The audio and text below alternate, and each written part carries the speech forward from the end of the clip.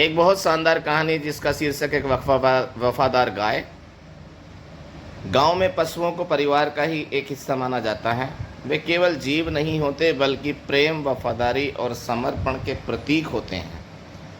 यह कहानी एक ऐसी ही गाय की है जो अपनी निष्ठा और प्रेम के कारण पूरे गांव में प्रसिद्ध हो गई। यह कहानी न केवल एक गाय की वफादारी को दर्शाती है बल्कि मानवीय मूल्यों और पशु पक्षियों के प्रति हमारे कर्तव्यों को भी उजागर करती है। गंगा गांव हरे भरे खेतों और शांत वातावरण के लिए प्रसिद्ध था। यहाँ के लोग मेहनती थे और पशुपालन उनकी आजीविका का मुख्य स्रोत था। इसी गांव में रामलाल नाम का एक किसान रहता था। वह बेहद ईमानदार और मेहनती था, लेकिन उसका परिवार आर्थिक संकट से जूझ रहा था। रामलाल की पत्नी सुनीता बहुत ही समझदार और सहनशील महिला थी। उनके 3 बच्चे थे। बड़ा बेटा मोहन, जो पिता के साथ खेती में हाथ बटाता था, बेटी राधा, जो पढ़ाई में बहुत होशियार थी, और सबसे छोटा बेटा मनीष, जो अभी छोटा था और हर समय खेलकूद में मग्न रहता था। रामलाल के पास एक पुरानी गाय थी जो अब दूध नहीं देती थी। उसे बेचने का विचार कई बार आया, लेकिन वह उसे अपने परिवार का सदस्य मानता था। हालांकि परिवार की आर्थिक स्थिति खराब थी, इसलिए उसे एक नई दुधारू गाय खरीदने की आवश्यकता थी। एक दिन उसने गांव के हाट में जाकर एक सुंदर और मजबूत कद-काठी की गाय खरीदी। उसका रंग सफ़ेद था और उसकी आंखों में अजीब सी चमक थी। वह गाय बहुत ही शांत और समझदार लग रही थी। घर लाने के बाद रामलाल ने उसका नाम गोरी रखा। गोरी जल्दी ही परिवार के साथ घुल मिल गई। वह बहुत ही समझदार और आज्ञाकारी थी। जब भी रामलाल उसे बुलाता वह तुरंत आ जाती। सुबह होते ही वह अपने कोठे से बाहर निकलती और रामलाल के साथ खेतों की ओर चल पड़ती। कुछ ही महीनों में गोरी ने अपने दूध से घर की आर्थिक स्थिति को बेहतर कर दिया। रामलाल की पत्नी उसका खास ख्याल रखती थी और उसे ताज़ा चारा खिलाती थी। बच्चे भी गौरी को बहुत प्यार करते थे। मोहन और मनीष अक्सर उसके साथ खेलते थे और राधा उसे प्यार से सहलाती थी। गौरी न केवल घर की सदस्य बन गई थी बल्कि उसने कई बार अपनी बुद्धिमानी और वफादारी से परिवार की मदद भी की। एक बार गांव में बाघ ने आतंक मचाया। गांव के कई मवेशियों पर उसने हमला कर दिया था। एक रात जब पूरा परिवार गहरी नींद में था, गौरी ने अचानक अजीब तरह से रंभाना शुरू कर दिया। उसकी आवाज़ में घबराहट थी। रामलाल की नींद खुल गई। वह तुरंत बाहर आया तो देखा कि दूर खेत की तरफ कोई हलचल थी। उसने टॉर्च जलाकर देखा तो पाया कि बाघ एक बछड़े पर हमला करने वाला था।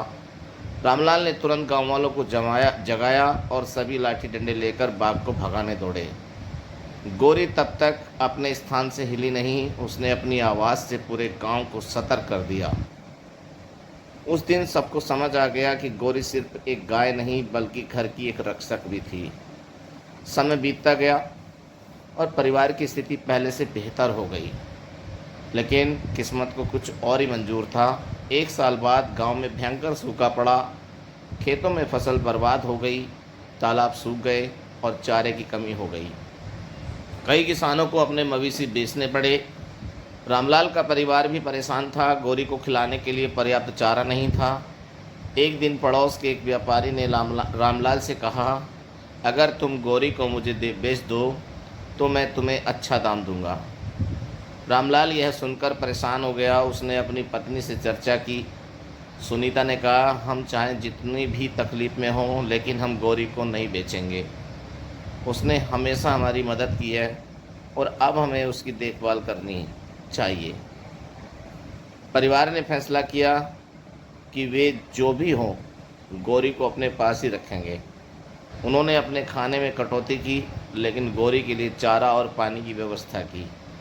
कुछ महीनों बाद बारिश हुई और गांव में फिर से हरियाली लौट आई। फसलें उगने लगी, तालाब भर गए और लोगों को राहत मिली। रामलाल के खेतों में भी फसल अच्छी हुई और उसकी आर्थिक स्थिति बेहतर हो गई।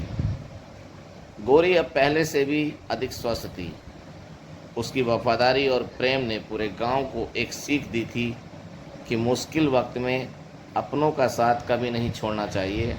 समय के साथ रामलाल बूढ़ा हो गया और उसके बच्चे बड़े हो गए।